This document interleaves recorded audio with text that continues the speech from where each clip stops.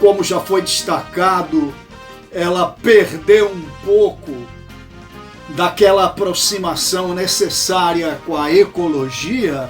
A economia evoluiu do século XIX para cá. Lá atrás, no final do século XIX, ou durante o século XIX, a economia se colocava como uma ciência humana, que tinha um compromisso significativo com os recursos que garantem ao indivíduo qualidade de vida, bem-estar, felicidade.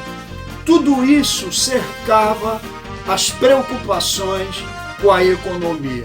Quando ingressamos no século XX, e se passou a dar importância maior para a matemática, a economia, para a precisão das coisas, e a matemática era o carro-chefe desse determinismo científico, né, que chamava a atenção das medições, das precisões nas medições.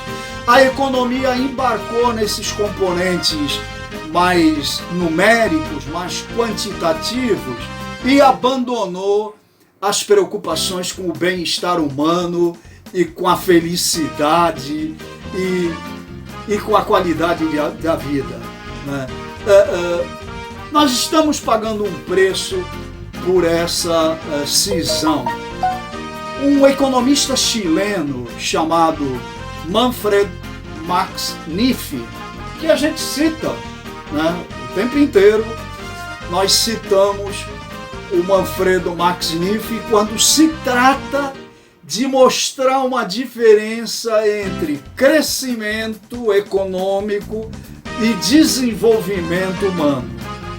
Há quem diga que o crescimento econômico ele garante o desenvolvimento humano. Por isso que a economia fica preocupada exageradamente no crescimento econômico. Mas é aquela velha filosofia das células cancerosas, né? O câncer se baseia num crescimento que não tem fim. As células cancerosas, elas têm esse comportamento, crescem,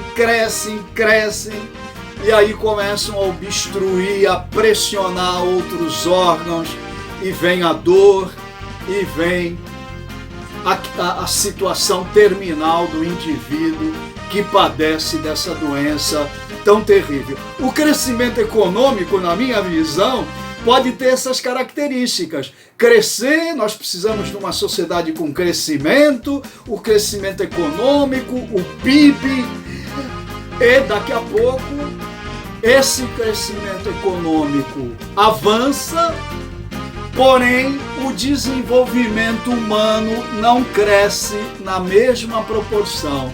Isso já foi constatado em vários países, que o crescimento humano, no começo, o crescimento econômico acompanha o desenvolvimento humano.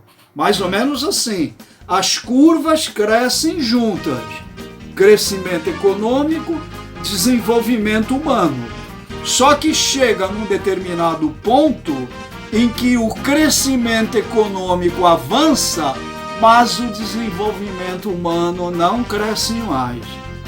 Isso já aconteceu em vários países e regiões do Brasil. A China, em 2008, durante as Olimpíadas de Pequim, ela teve que parar o funcionamento de várias fábricas, porque uma boa parte das cidades chinesas, principalmente Pequim, Beijing para os chineses, principalmente Pequim, estava asfixiada com a poluição atmosférica. A China tinha um crescimento econômico elevado de 10% ao ano, porém o desenvolvimento humano já estava sendo sacrificado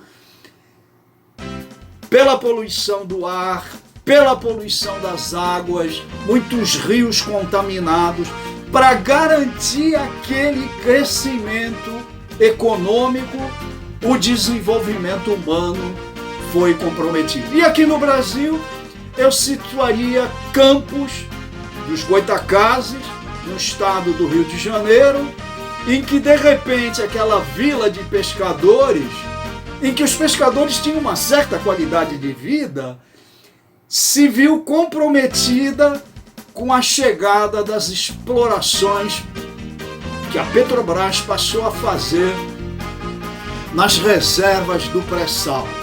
Houve um crescimento exagerado da população, aumentou a criminalidade em Campos, e é isso que nós pretendemos trazer como reflexão para todos vocês, que nem sempre o crescimento econômico é sinônimo de desenvolvimento humano. Pensem, analisem e reflitam sobre essas questões.